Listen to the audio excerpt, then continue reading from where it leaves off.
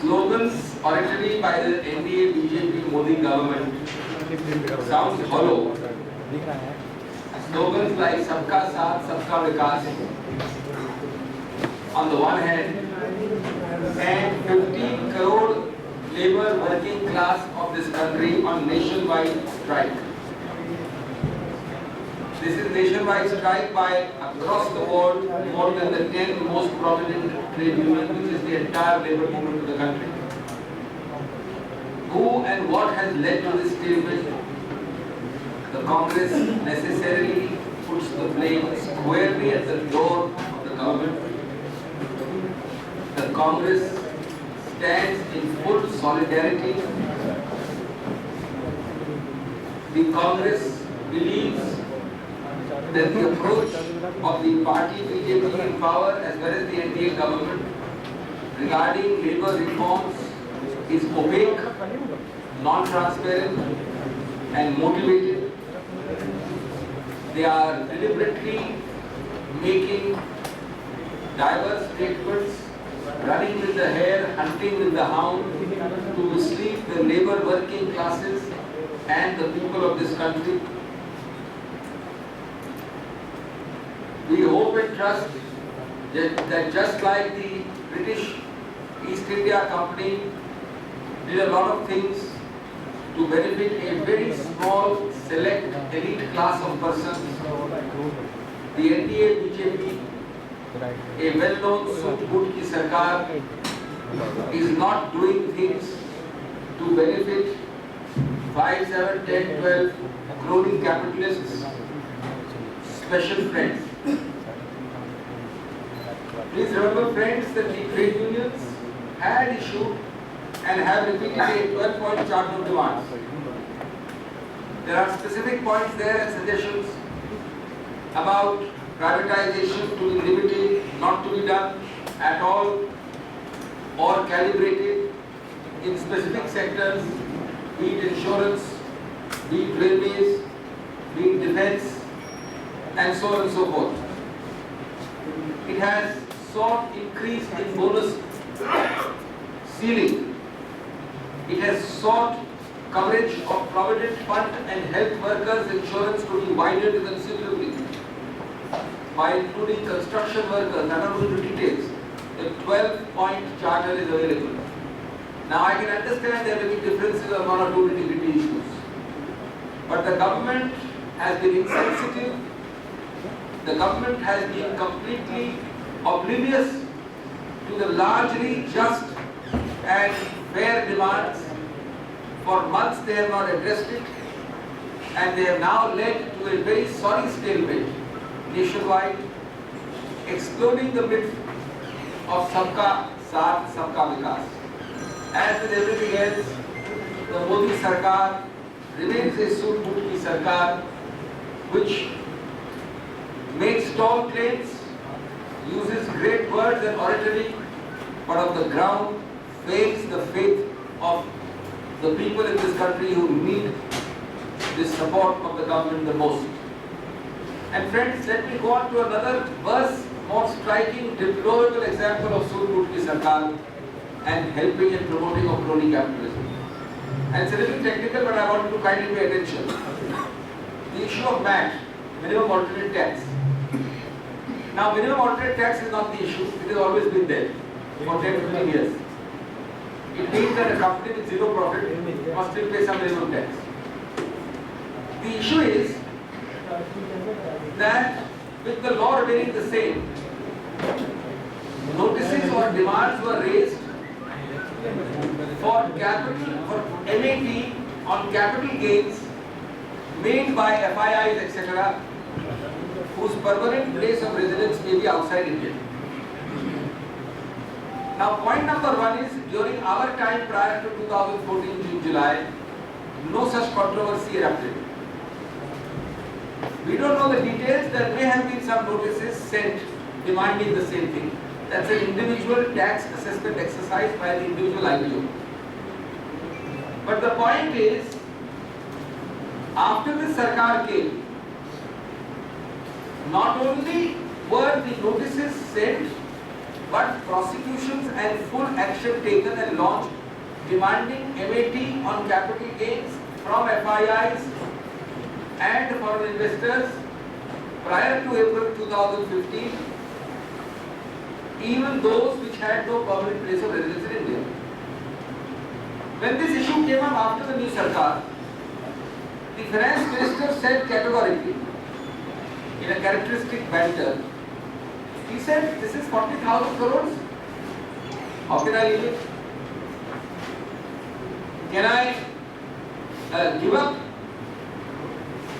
What will India call me? These are all his words, quote unquote. I quote it. He said, I can change the face of India's irrigation with that 40,000 crores. He said, these demands, I quote unquote, are reasonable. He said, I quote unquote, how would I be answerable to Parliament if I just waive 40,000 crores? Can I ask, friends, the Prime Minister and the Finance Minister and the government, what happened? Now it has become reasonable suddenly to waive 40,000 crores. Is that complete non-application of mine?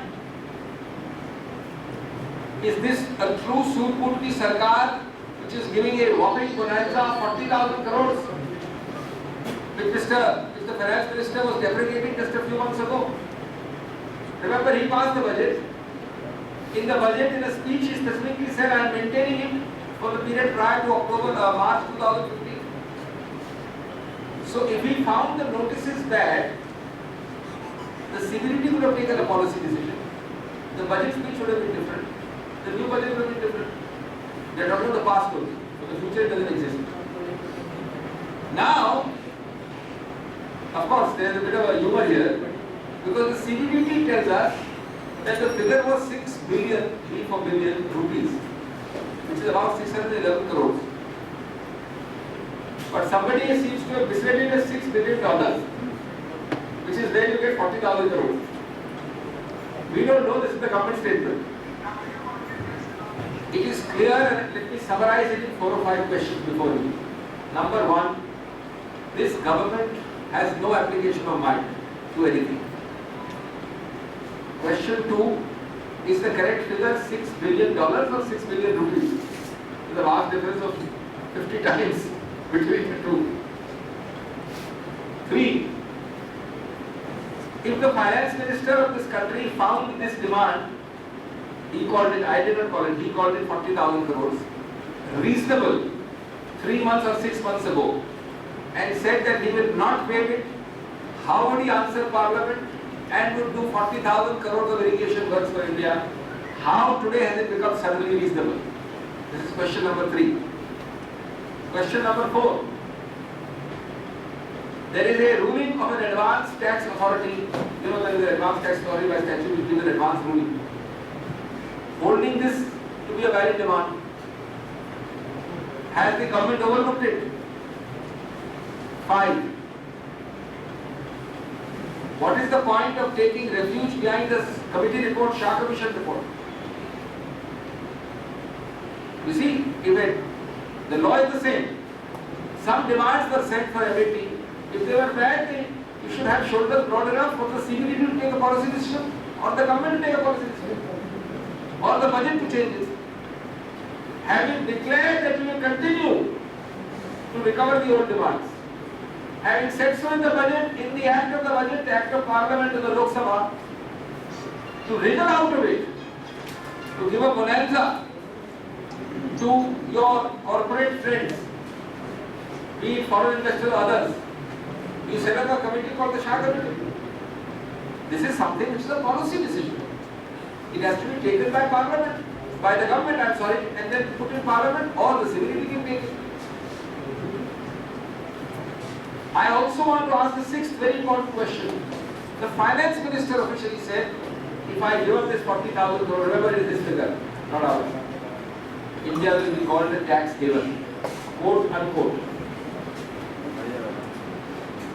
Well, Mr. Finance Minister, is it a tax haven today? Have you made India into a tax haven? Merely because you got a Shah Commission appointed, Shah Committee appointed, and the report will be accepted. What will happen? Last question. Mr. Government, Mr. Modi, Mr. Finance Minister, to changing the face of Indian irrigation by 40,000 crores, which a few months ago you said was the reason why you are not waiving MAT for the period prior to April 2015. ये महत्वपूर्ण मुद्दे हैं, इसलिए महत्वपूर्ण है क्योंकि ये सरकार की पहचान शुरुआत से बन गई है सूट बूट की सरकार। इसकी पहचान बन गई है क्रोनी कैपिटलिज्म की सरकार। इस क्रोनी कैपिटलिज्म और सूट बूट की सरकार, इस उच्चतम वर्ग की तरफ फोकस करने वाली सरकार कि मैं आपको दो उदाहरण देना चाहता हूं जो व्यापक है, दुर्भाग्यपूर्ण है लेकिन महत्वपूर्ण है।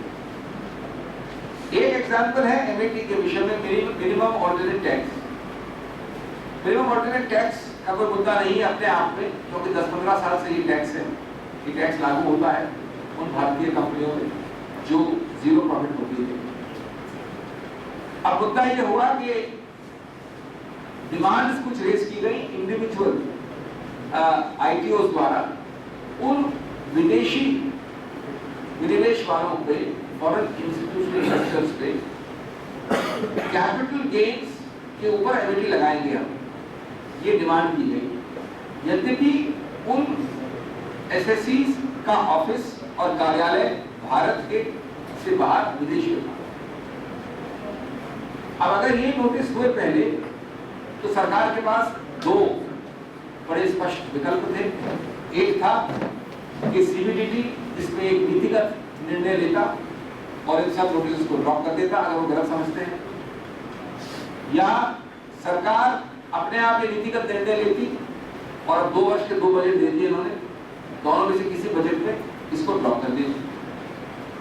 इसके विपरीत माननीय मोदी जी की सरकार, वित्त मंत्री ने औपचारिक घोषणा में ये कहा, औपचारिक और मैं कोट अनकोट कर रहा हूं, 3 बातें कि अगर मैं ये गिव अप कर देता हूं तो मैं भारत के संसद को क्या मुंह दिखाऊंगा, संसद क्या कहेगा, मेरी जवाबदेही संसद को है। नंबर 2, 40,000 करोड़ में गिव अप कैसे कर सकता हूं, इससे मैं भारत की कृषि और सिंचाई को के चेहरे को बदल दूंगा। और तीसरी बात कोट अनकोट कि अगर मैं ये करता हूं तो भारत को एक टैक्स हेवन कहा जाएगा। मैंने आपको अंग्रेजी में वो कोट अनकोट दे दिया। मैं सीधे 5-7 प्रश्न पूछना चाहता हूं आपके जरिए। क्या माननीय सरकार, मोदी जी, वित्त मंत्री जी, जो कुछ महीने पहले बिल्कुल सही था, रीजनेबल कोट अनकोट आपके शब्द थे, जवाबदेही कैसे दूंगा मैं संसद को, वो आज गलत हो गया, आपने उसको हटा दिया, निरस्त कर दिया। नंबर 2, इसके लिए आपने शाह समिति की पनाह क्यों ली?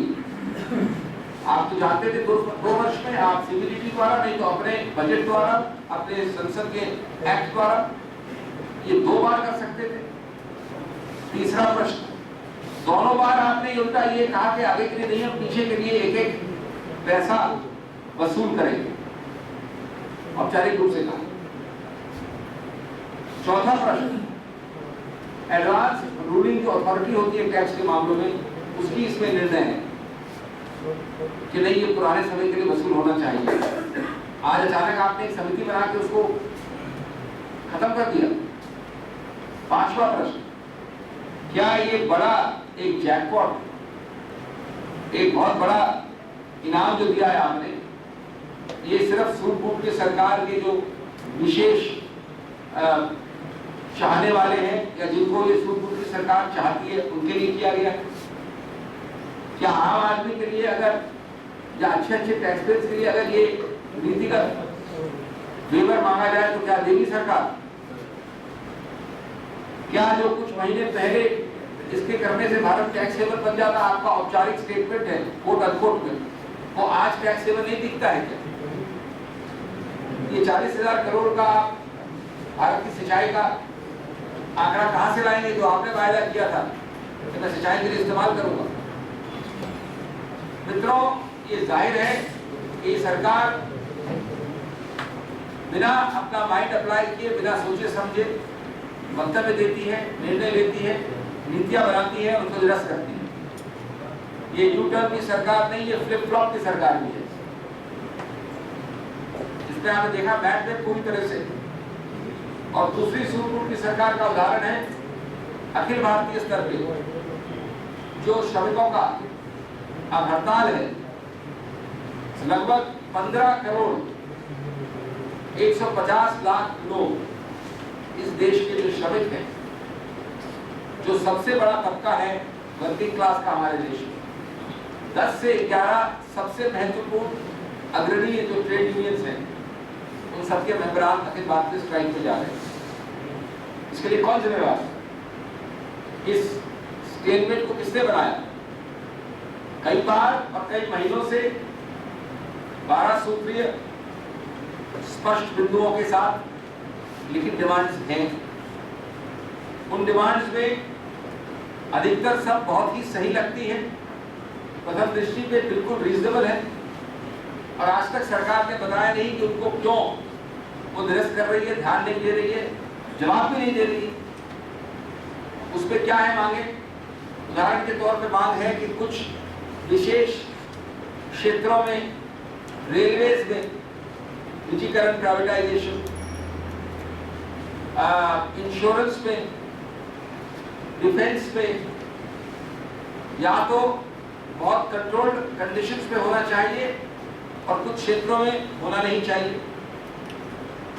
उसमें मांगे हैं कि प्रोविडेंट फंड और बोनस की सीलिंग के विषय में जो व्यापकता है उसको बढ़ाना चाहिए। आंगनवाड़ी के लोगों को जो काम करते हैं या कंस्ट्रक्शन वर्कर्स हैं उनको जोड़ना चाहिए उसमें। लेकिन इसमें कोई जवाब नहीं, कोई एंगेजमेंट नहीं, कोई वार्तालाप नहीं, कोई आदान प्रदान नहीं, कोई सहमति बनाने की प्रयत्न नहीं।